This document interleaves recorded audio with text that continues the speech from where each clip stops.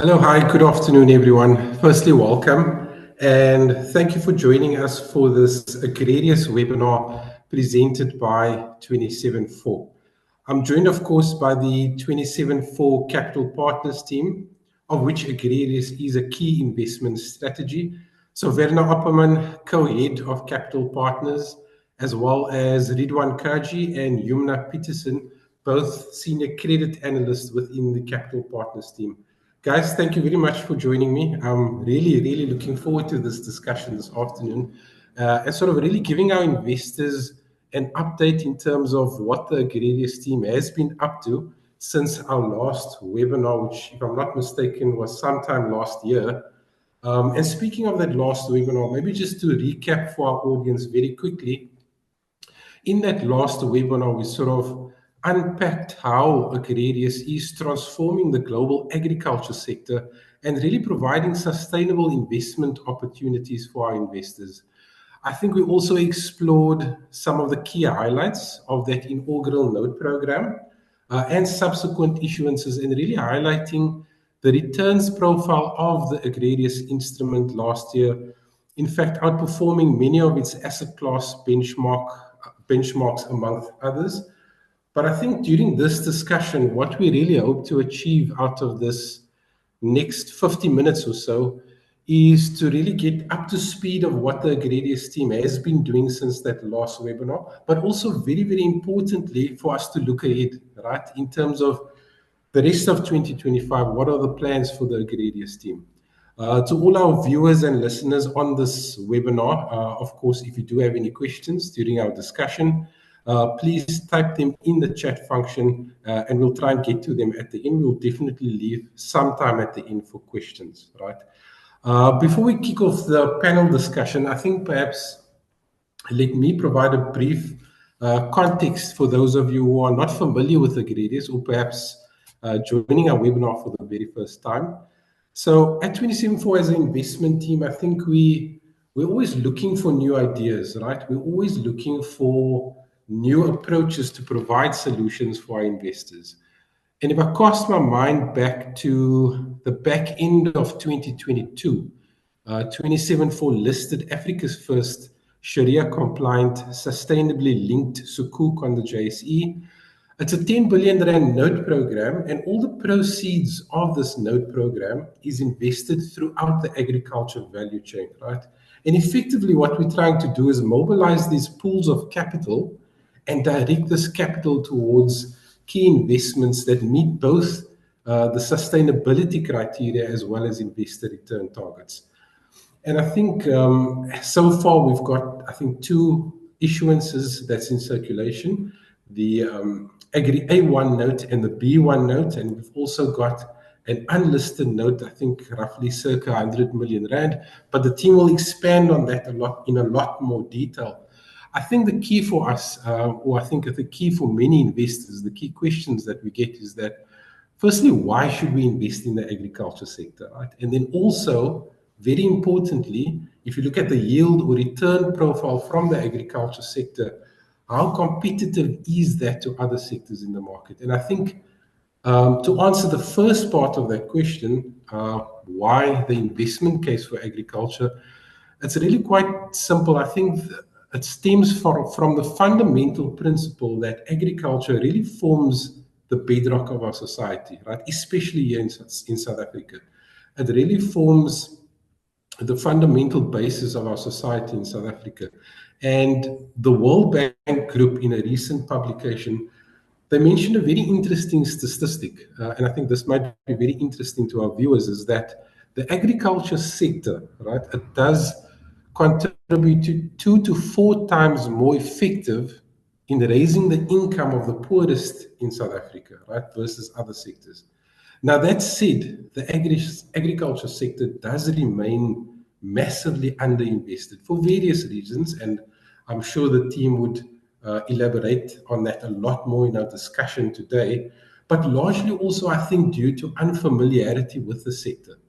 And I do believe at 274, we think that our extensive investment experience and agriculture experience positions us very well to deal with complexities within the agriculture sector. and ultimately providing a unique source of return for our investors. But I think enough from me. I think let's kick off our panel discussion. Vernon, maybe let me start off with you, right? With a brief recap that I've gave our audience, can you bring us up to speed? Talk to me about what Agrarius has been up to since the last webinar. So how's the team grown? Sort of what is the capital that was raised? How have you deployed that capital and so on? Thank you, Masood, and thanks for listeners for joining us today. So last year webinar was also just beginning of March, and it was actually right after our conclusion of the Capespan transaction. So we did our second note issuance, we raised significant capital, we were able to fund the acquisition of the Capespan from Zeder to the part of our funding, and we were basically just starting with the phase 1.2 of the transaction, of implementing transaction and going into the monitoring of the Capespan transaction. So we were spending a lot of time with the management team, the broader team we get to know post the deal, and we were actually pleasantly surprised of the depth and capability of the Capespan management team and the broader team on the ground. So that was exactly the time of our webinar. So we were super impressed about that. But then in hindsight, the Capespan transaction now after a year actually exceeded our expectations, even outside our most optimistic model parameters when we're doing due diligence. Capespan has had in their 2024 financial year one of their highest earning years in their history, and in the 2025 year they were able to achieve their highest number of cartons produced per hectare in the entire history. So we were extremely lucky, and I'm the first to admit it, we were really lucky. It was not expected, but we must also give credit to a strong team. That success that the Capespan transaction had in the last 2 years were mostly driven by the people at Capespan.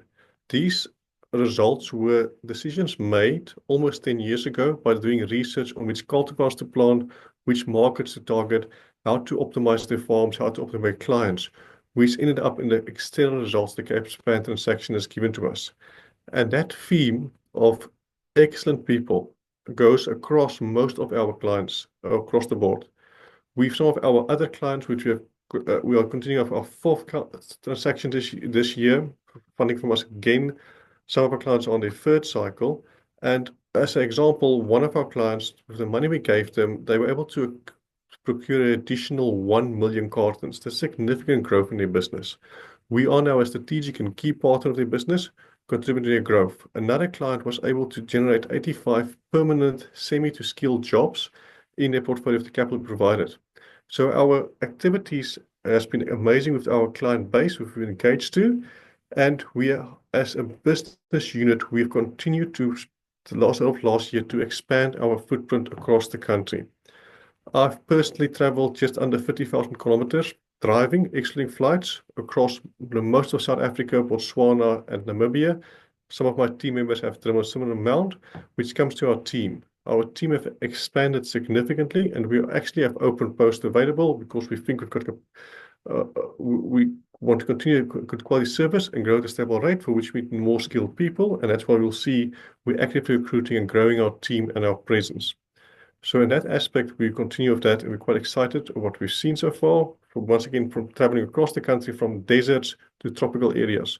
We've been in the most driest part of southern Namibia for excellent grapes. We've been in semi-tropical areas looking at avocado operations that's generating purely rain-fed avocados, highly environmentally friendly from that perspective.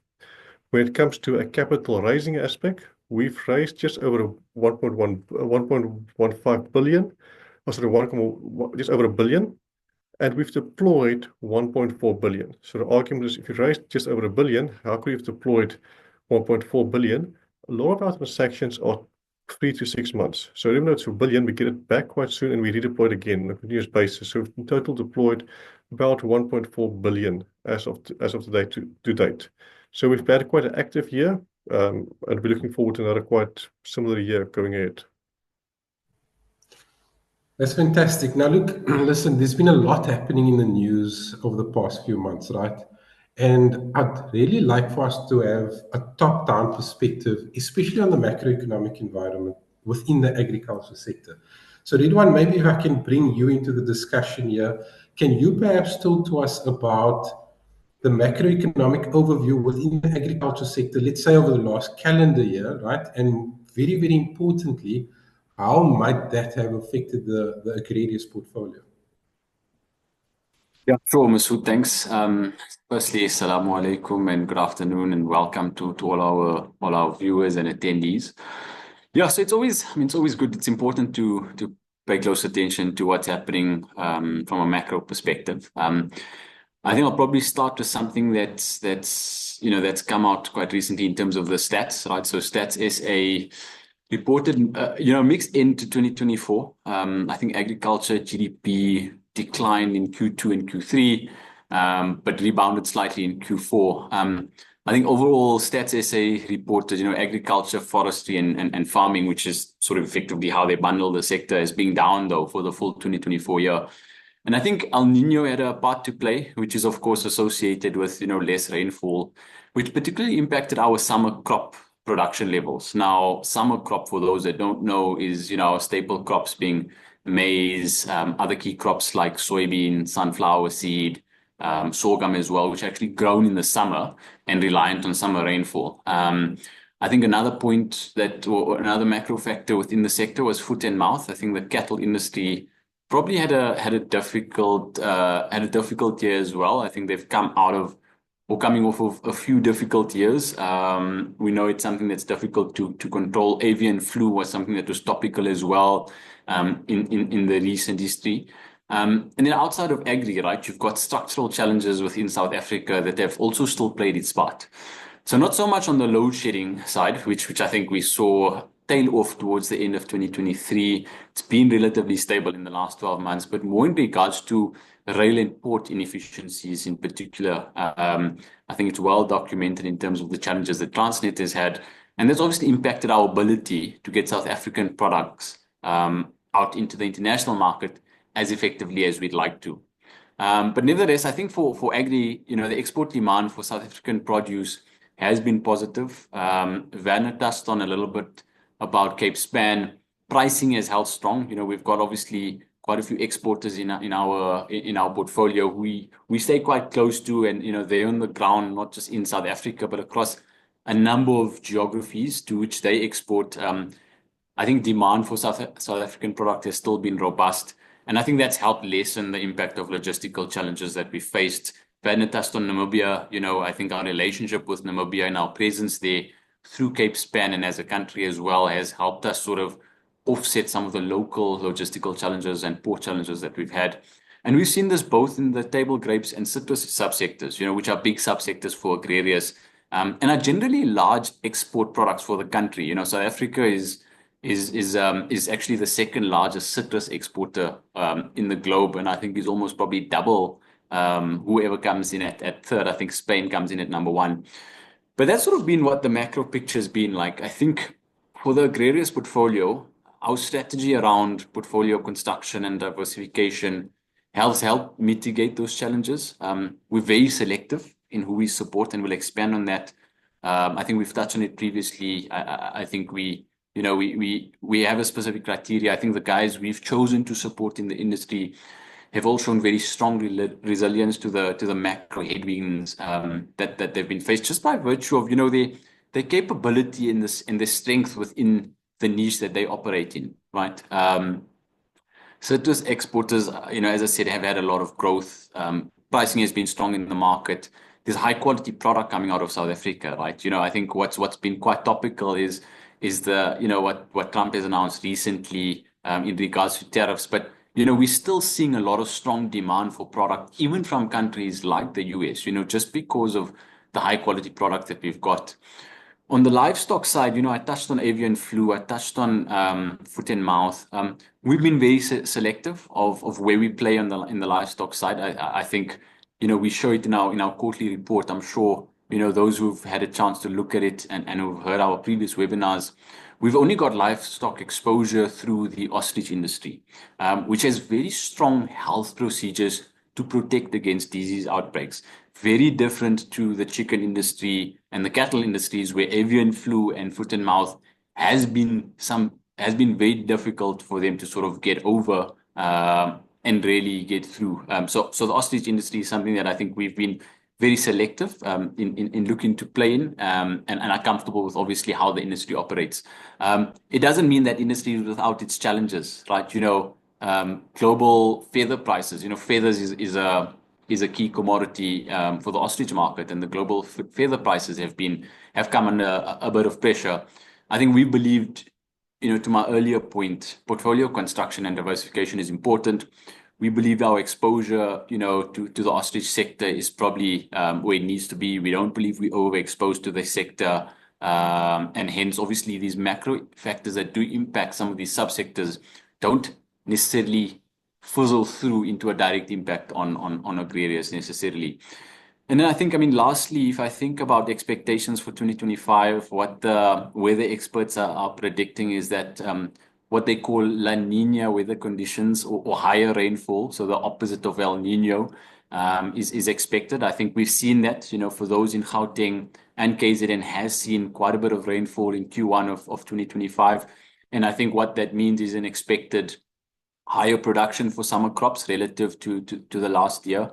And I think that's likely to result in a recovery for the sector, given, the decline in GDP for 2024. I think the expectation from most market commentators is that it should be a better 2025.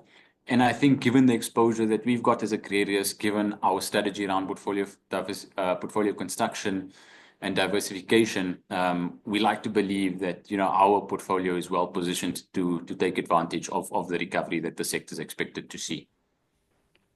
Okay, fantastic. So managing these external risks is obviously key, right? If I can come to you, what I find really, really interesting, right, is the cost of capital for agriculture businesses, right? And, we often get asked this question, with Agrarius being a direct lending vehicle, right?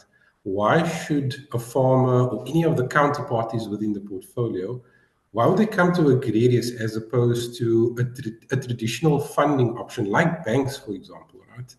So can you perhaps just paint a picture for us and describe sort of the private lending landscape in South Africa currently? Thank you, Masood. Assalamu alaikum and good afternoon, fellow panelists and viewers. Masood, I'd like to take that question in two parts. I want to discuss, the funding options that we have from an Agrarius or from an agricultural business perspective, and then also linking that to why private lending has become prominent in the market. So if I start off with the funding options for an agricultural business, when we talk about funding options for agriculture in South Africa, there's several pathways that is available to farmers and agribusinesses, and this all depends on the stage of development and their specific financial needs. So if I break that down and look at a farmer in the very early stages of the business, they generally start out with nothing but an empty piece of land. So funding generally comes from informal sources like family and friends. This is typically how these farmers start and get their business off the ground.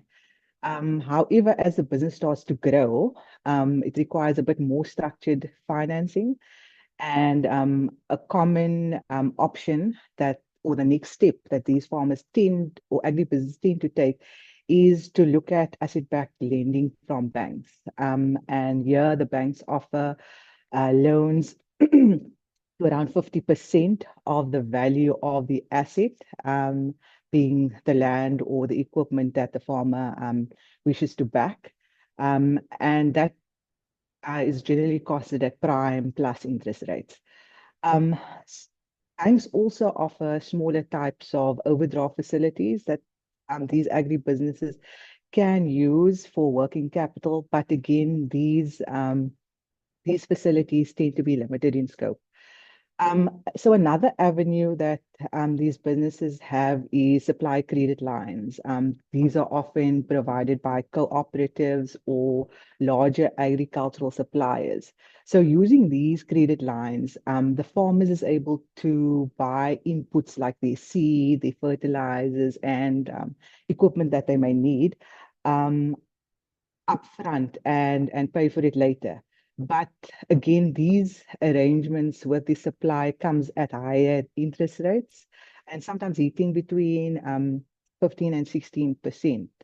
And these rates obviously can influence or can have a cash flow strain on these businesses. Other options that's available is your invoice discounting and factoring.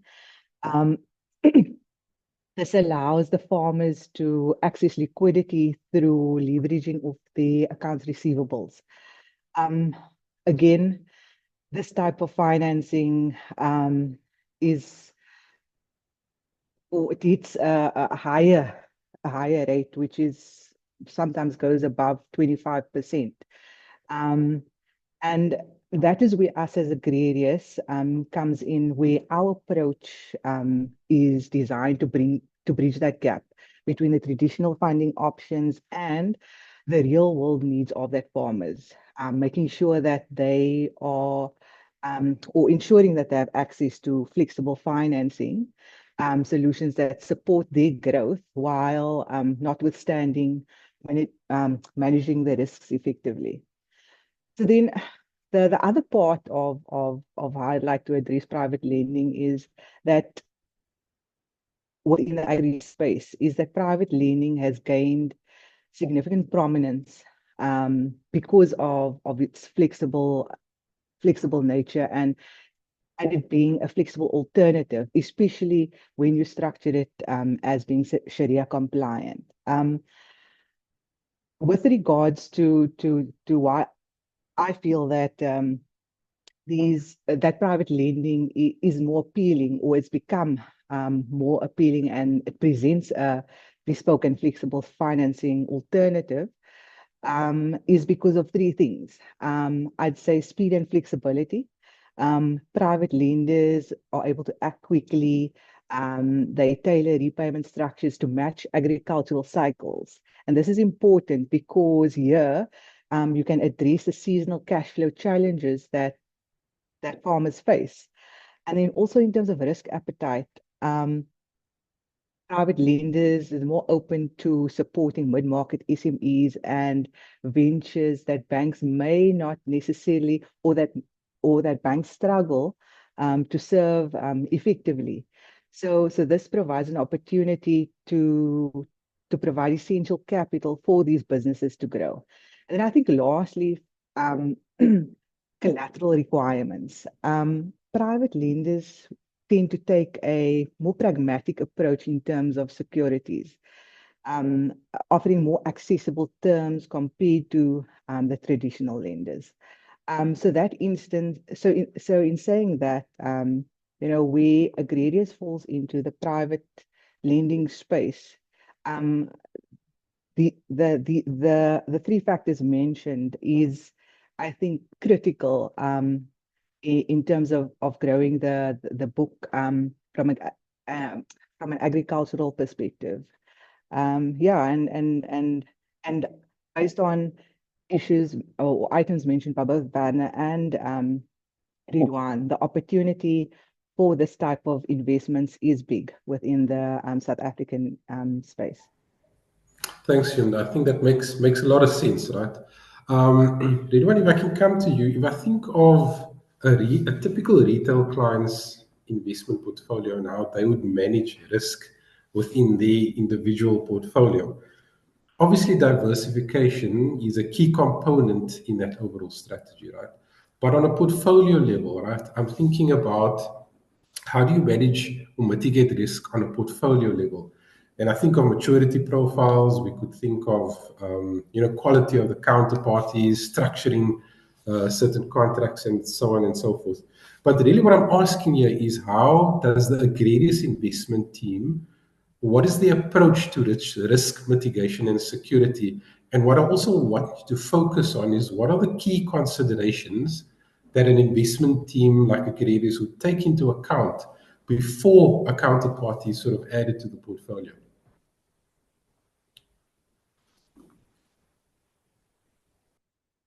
For us, right, overall is process and governance across the board.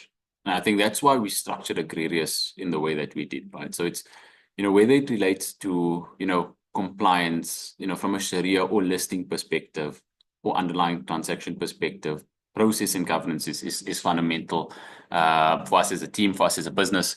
While we offer Sharia compliant financing solutions, we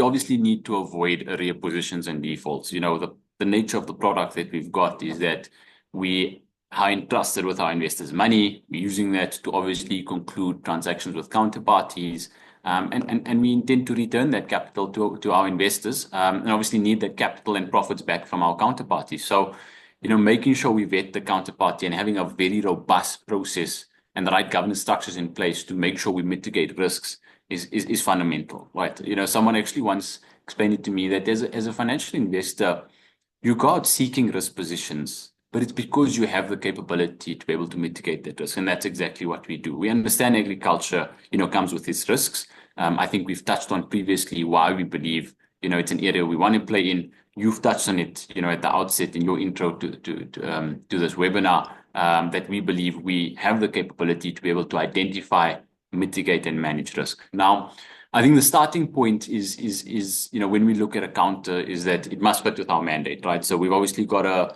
very specific mandate that we've agreed with our investors with the JSE. We can only invest in counterparties that are within the agriculture value chain. As we've mentioned before, the word value chain is absolutely important to us. That's what really gets us, or gives us the ability to diversify. We don't want, and agriculture is not just on farm. Right. And that's what a lot of people hear agriculture, you just associated with weather risk, lack of rainfall, droughts. But it's more than that, right? It's a full value chain. There's off-farm activities, which are a very important part of the value chain. And that's where we also would like to play. Nevertheless, that's something that is critical for us. We're not going to just back any business, got to be within that value chain. Track record is probably the second very fundamental aspect of our criteria. The underlying farmer that we're supporting or the underlying exporter, they must have an operational track record for at least 3 years. And then we obviously go into a lot more detail, right? We look at within their track record or within their history, what do their numbers show? We look at their financials, we look at their KPIs. We want to see that they can demonstrate good management of capital within their business. We want to show that we want to see that they can demonstrate growth, that they can demonstrate a track record of profitability. Right. We look at levels of gearing that they've got within their business.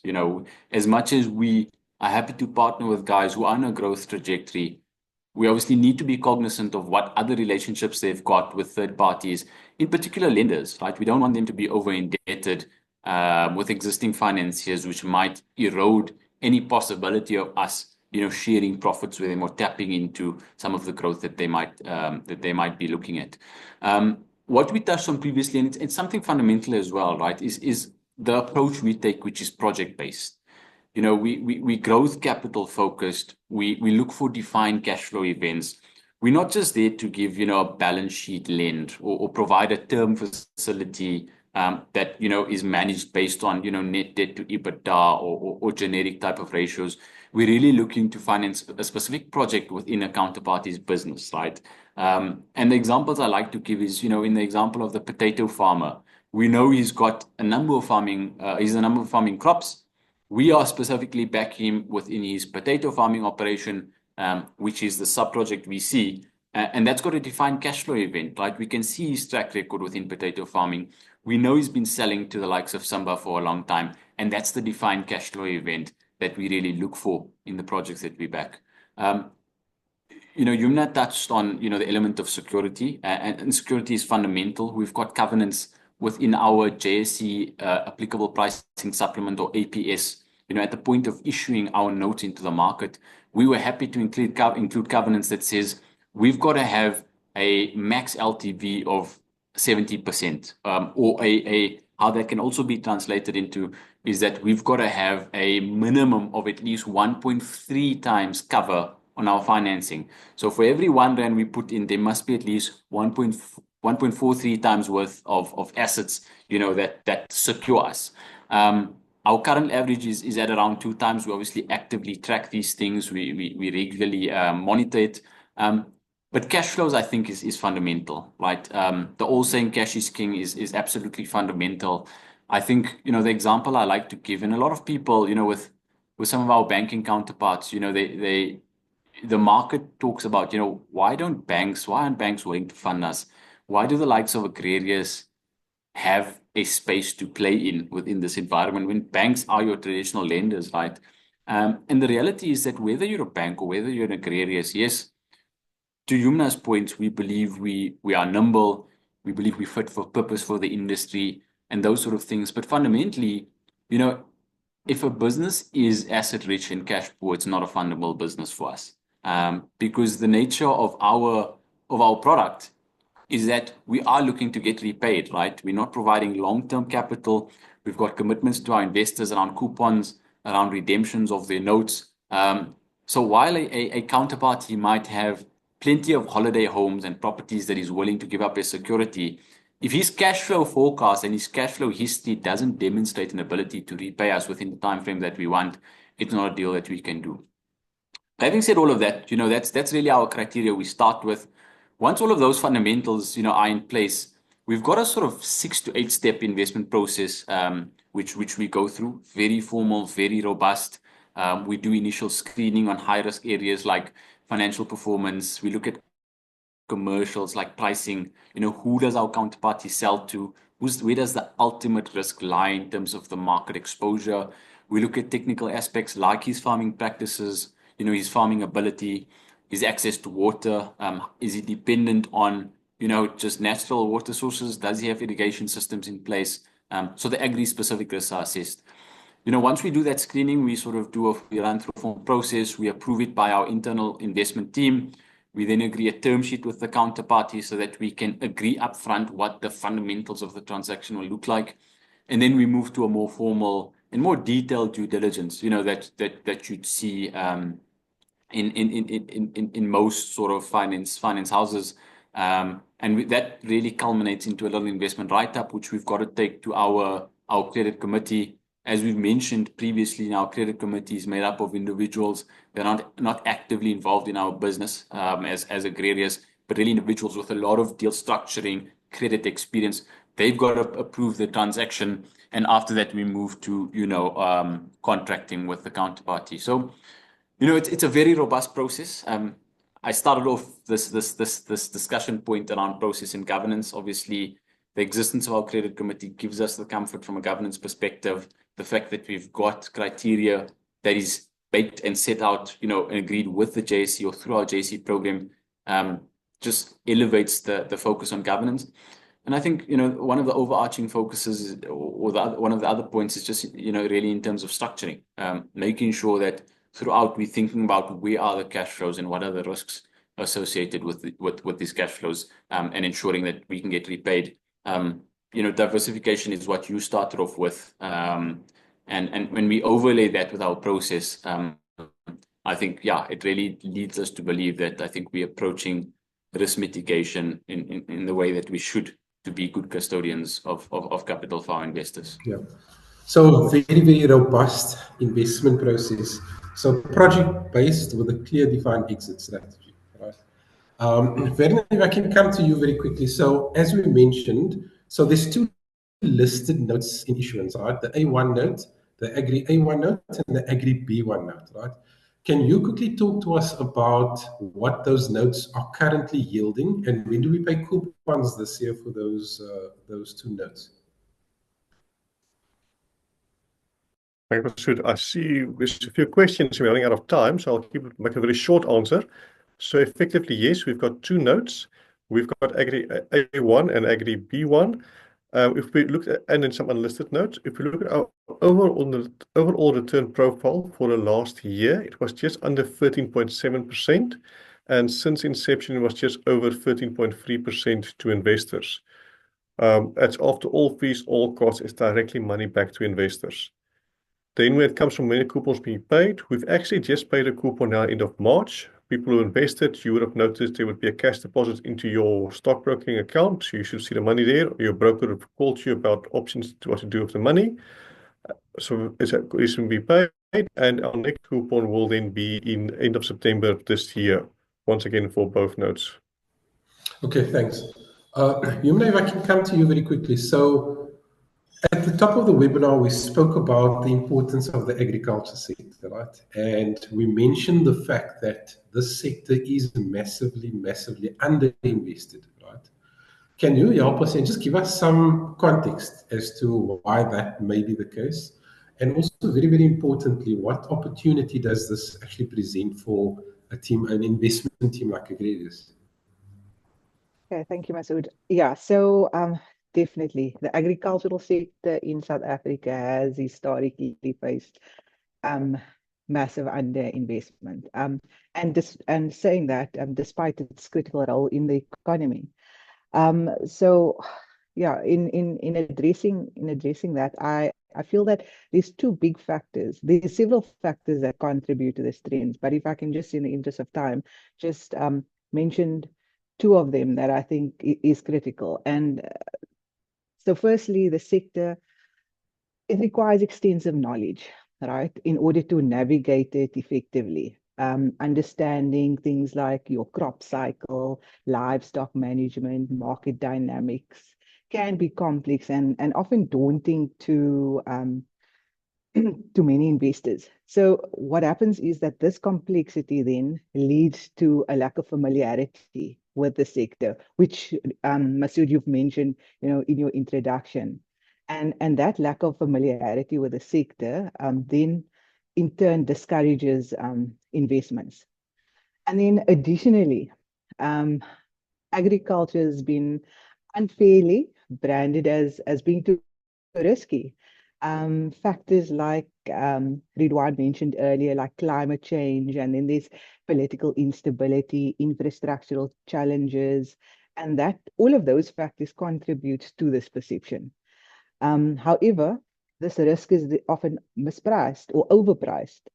And that leads to a misalignment between the perceived risk and the actual return on investments. So, for instance, while challenges like load shedding and turbulent weather conditions may exist, it also presents opportunities for innovative solutions and risk management strategies. So, that being said, bringing these two issues that I've identified, being the unfamiliarity with the sector and the overpricing of the investment risk, it creates a unique opportunity for us as Agrarius to generate an alpha through this mispricing. So by us leveraging our expertise and understanding the nuances within the sector, we are able to identify undervalued opportunities that other investors may have overlooked. And in this way, it doesn't only allow us to provide returns for our investors, but it also supports growth development of South Africa's agricultural sector. So in the context of our Sharia compliant, of the fund being Sharia compliant, us as a fund, we committed to ethical and sustainable practices that aligns with Islamic finance principles. So this approach not only ensures that our investments are socially responsible, but it provides a stable and attractive alternative for investors seeking to align or seeking alignment with their values.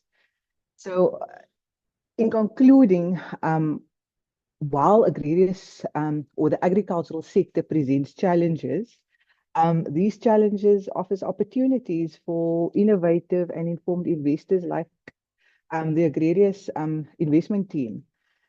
Here we have the opportunity to address misperceptions and complexities of the sector. So by addressing all of this, we feel that we are able to then unlock significant value. And in doing so, we're able to contribute to the growth of this agricultural industry within South Africa. Thanks, Yumna. Vinay, if I can come to you very quickly also, because we are cognizant of time. I want us to spend a few minutes and really be forward-looking, right? Can you talk to me about what is within the Agrarius team, what is the short term, the medium term, and the long term goals of the Agrarius team? Sort of what is in the pipeline? Can you give our viewers some updates around that? Masood. So basically, sum it up quite simple. You've all got a friend or a family member who's quite a boring person. But he's extremely reliable. He's the person you can call. He will take your call and will help you out. If you miss your call, he'll call you back immediately. So our goal is to be that boring, reliable person in our clients' portfolios. That's what our medium, short-term, and long-term goal is. In farming terms, we want to be the Hilux bucket, not just for our investors, but also for our clients who we provide capital to. So that's what we want to achieve. How do we achieve that?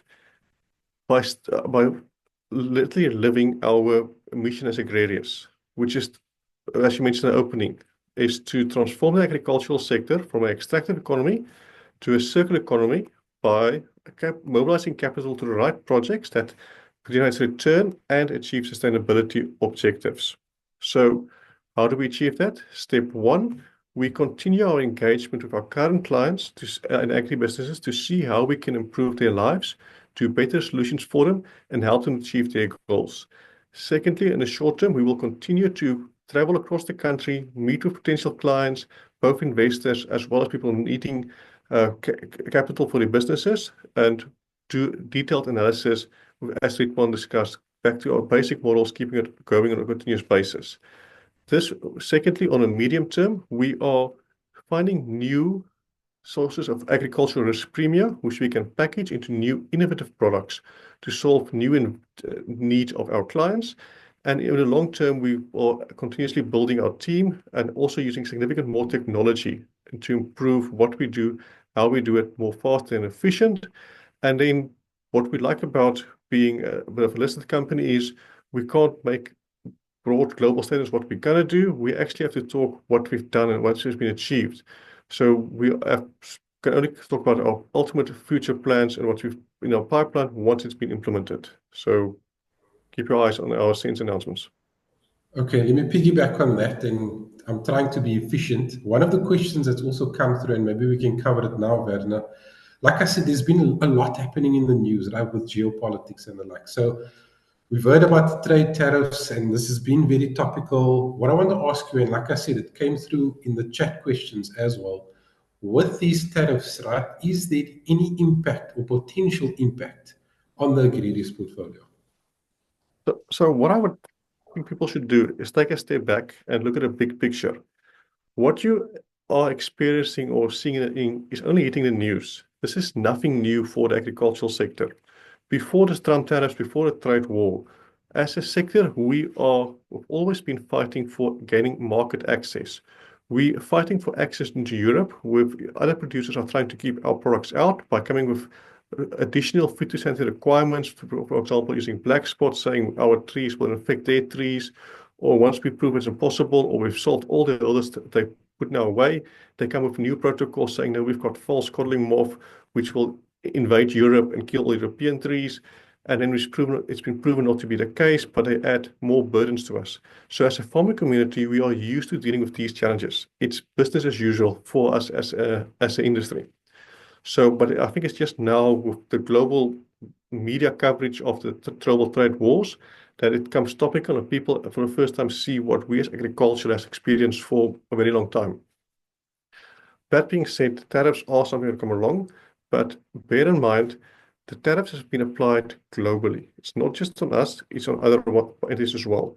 Some are higher than us, some are a bit lower than us.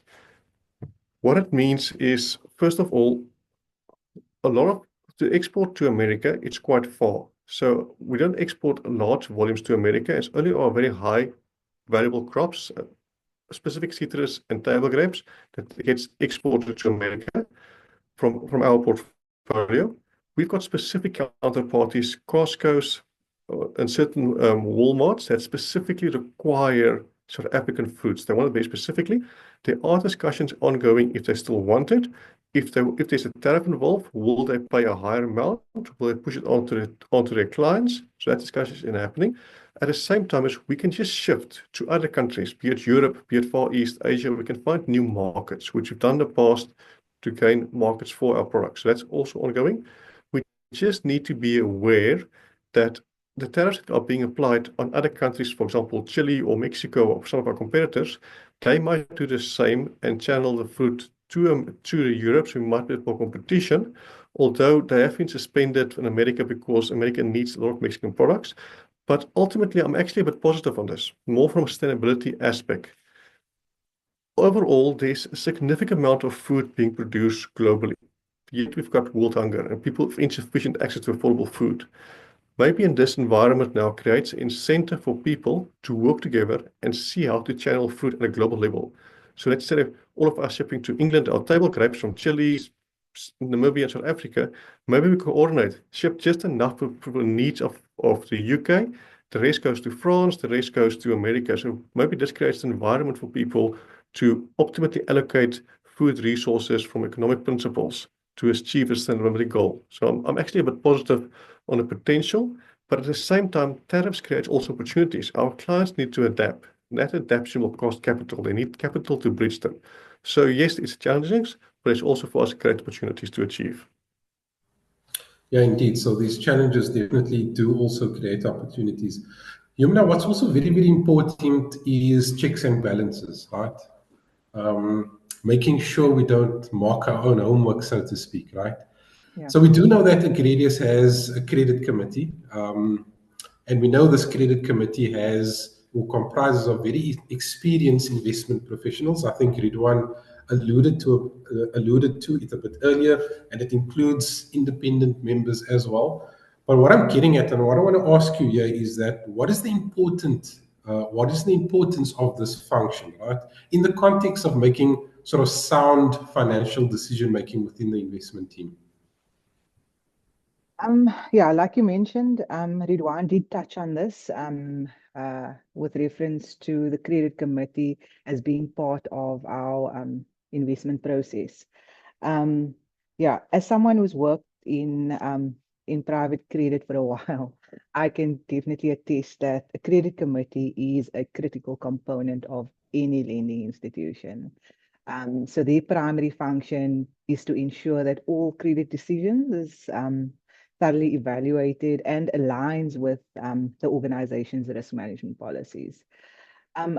In my mind, I see the credit committee acting as a gatekeeper.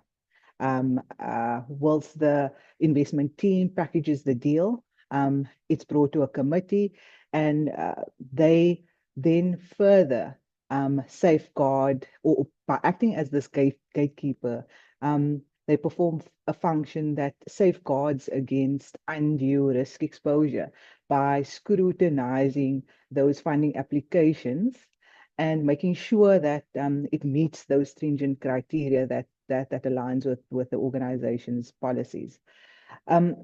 So in terms of the importance of the function, it can be seen in several areas. I'm just going to touch on a few of them. One being risk assessment, right? The credit committee would conduct comprehensive risk assessments of each potential borrower. Here, the evaluation with regards to the borrower's credit history, their repayment capacity, and also, like I mentioned before, collateral adequacy. This is important. It helps them or us as an investment team, as a collective, to identify, blind spots or identify potential errors early on. And in that way, it ensures that only viable projects are being funded. Another factor would be portfolio quality. So the credit committee, by them maintaining high standards for facility approvals, they help to maintain a quality, or help to maintain the quality of the overall credit portfolio. And this is crucial for us in terms of minimizing defaults and also ensuring that the fund itself remains financially healthy. strategic alignment, that is as important as the other two mentioned. Here, the committee also ensures that the lending decisions aligns with the fund's strategic objectives and investment policies. And a critical part of that is that they also ensure that investments are consistent with our Sharia compliant principles.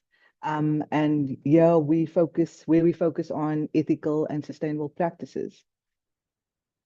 Another factor is the independence. The independent oversight, Masood alluded to that. We touched on that point, where the inclusion of independent members with significant credit experience is included on that committee. This adds another level of objectivity to the decision-making process.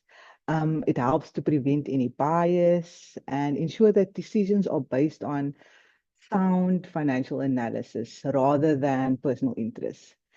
And then I would say lastly, regulatory compliance.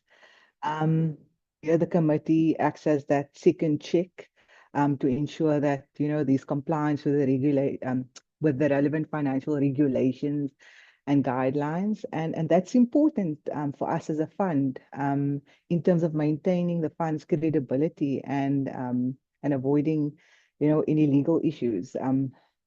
So in the context of Agrarius, I'd say that the credit committee again it plays a vital role in navigating the complexities of the agricultural industry. We've mentioned the complexities earlier on, and in the agricultural sector has its unique challenges.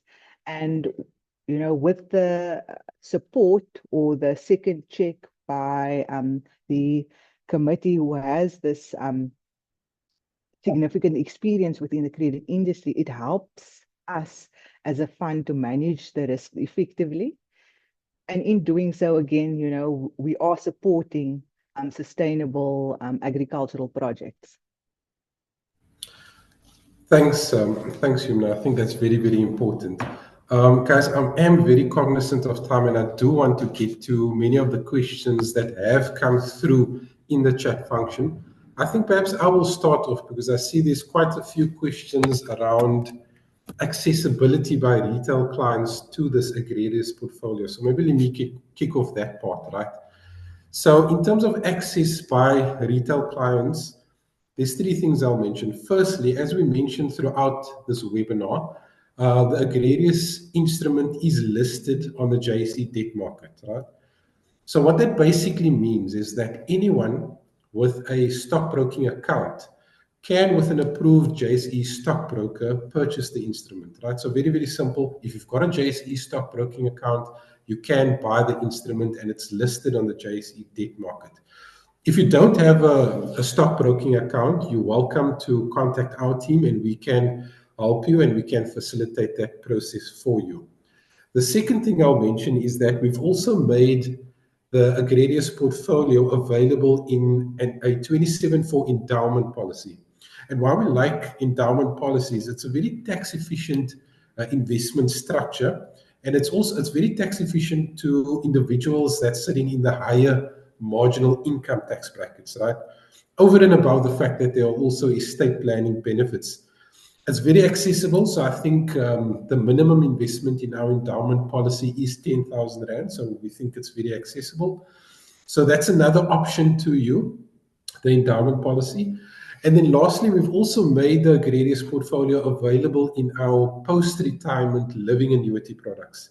In fact, I'll go as far as to mention it's been very popular with our retail clients within the living annuity product. And I'm thinking because of the very predictable nature of the income streams, right? So you're able to manage your drawdown levels a lot better, and you also you can manage your expenses a lot better through managing your drawdown levels, right? So what I'm saying is, as a retail customer, there are all options. There are many options available to you to get access to this portfolio, and you can either speak to your financial advisor, or you can contact our very capable client services team at 274, and we can take you through those options if you do need any help in getting access to this portfolio.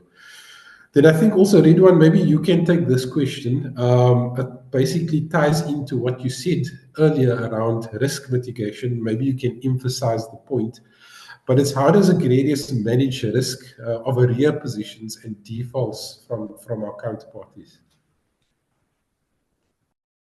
Sure. Yeah, thanks, Masood. Always difficult to take some of these, but yeah, look, I think it starts at our origination strategy. Making sure that from the first meeting, getting a sense of not just the deal fundamentals, which I touched on earlier, but really the character behind who you're engaging, right? Because at the end of the day, you're dealing with people, and getting a sense of how they see and what is their perception of financiers and stakeholders, like suppliers who they owe money is important, right? So the origination strategy is important, just knowing where you're getting deals from and making sure you're getting access to quality deals. And then it's obviously making sure your process and criteria is robust to identify and flag risk. I touched on a lot of this earlier on. Structuring is important. I didn't get into too much of detail on structuring, but in talking about the point I made earlier around cash flow and security, cash flow is fundamental. A lot of the time we try to structure transactions so that we can get paid directly from off-takers. And there's a couple of examples that in our portfolio where we've provided financing to our agri counterparties, and their off-takers are Simba, etc. And they pay us directly, right? We've actually got our bank details registered with those off-takers, and when they actually get their product and they pay for it, they pay us directly. I mean, overall, portfolio construction is still fundamental. Thinking about diversification, we've touched on the macro environment. We touched on that. It's been volatile. We had COVID, we had Russia, Ukraine. So, it's no industry is completely shielded, right? And because of these macro headwinds, last 3 years, COVID, Russia, Ukraine, high inflation, then supply chains impacted because of the Middle East sort of instability, high interest rate environment, and you've got to mitigate these. You try and mitigate these things with what you can control, and one of the things we can control is diversification and having a proper diversification strategy to diversify against risk, right? So it's what I mentioned earlier, actively seeking risk, but really mitigating and managing that risk. So diversifying so that we manage, or diversifying against those risks, meaning we diversify across commodity, across value, across region, across segment of the market that we're ultimately exposed to. Backing a potato farmer, who's selling to Simba locally has a very different value chain and ultimate exposure compared to backing an exporter of citrus who sells across Europe and Asia, right? So that's what we try to blend and think about when we think about portfolio construction. And maybe to round it off, right? I mean, almost every lending or private credit fund, will experience an arrear position. We're not going to sit here and say we've never had a arrear position, but what we really take a lot of pride in is our and place a lot of focus on is our monitoring process, right? Which is also, again, very methodical, very robust.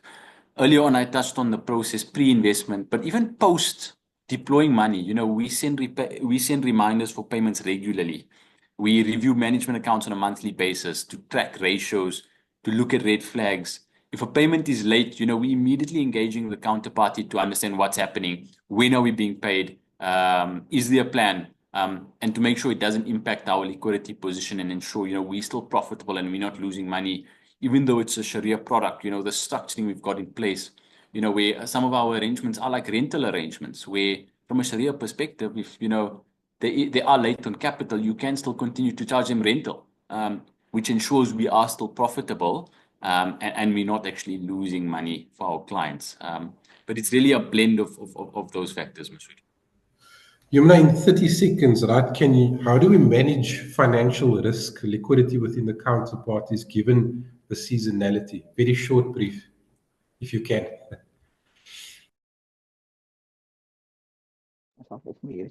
Yeah, Masood, yeah, this is quite tight, but I must admit that Ridwan did address a lot of this when in his earlier comments with regards to the process and mitigation of risk. The long and the short of it is, when we look at a transaction, we look at it from, is there a cash flow or liquidity event? And from that perspective, we work it back. If we look at agriculture, it is inherently cyclical. So income is concentrated around harvest periods and expenses distributed throughout the year. So that mismatch creates the liquidity challenge. And during the lean seasons, when the farmers need the funds for operational inputs, but they don't have the immediate cash inflows. So in order to address that, we use flexible repayment terms, and that aligns with revenue cycles. And also we look at, Ridwan mentioned earlier as well, we look at project-based funding, and that's a valuable strategy for managing liquidity risk in agriculture. And if I can just tap on just an example of that is where, investments are dispersed at planting time, so that the farmers can ensure that they have the necessary resources to cultivate the crops. And then we structure the repayments to be scheduled post-harvest when the cash flows are at its strongest. So in terms of this, we not only smooth the consumption and operational expenses, but we also reduce that financial strain on the farmers during that low income periods. So by leveraging of these strategies, agricultural businesses, they can achieve financial stability despite the challenges posed by the seasonality, if that answers your question. It does. Guys, unfortunately, we have run out of time. We could probably keep chatting for another hour, but we can't, right? There's been a lot of questions that come through, and we'll attempt to answer these questions by reaching out to you directly. Werner, Yumna, Ridwan, thank you very much for your time. I wish you all the success for the year ahead. I'm sure it's going to be very, very successful. Perhaps we should do another catch-up as we get closer to the maturity of the A1 note. We can do another catch-up around that and the process around that for our retail investors. But to everyone joining, thank you very much for joining us, for your time and your attention. We look forward to having another webinar with you soon. I think from the team at 27.4. Goodbye, everyone, and take care.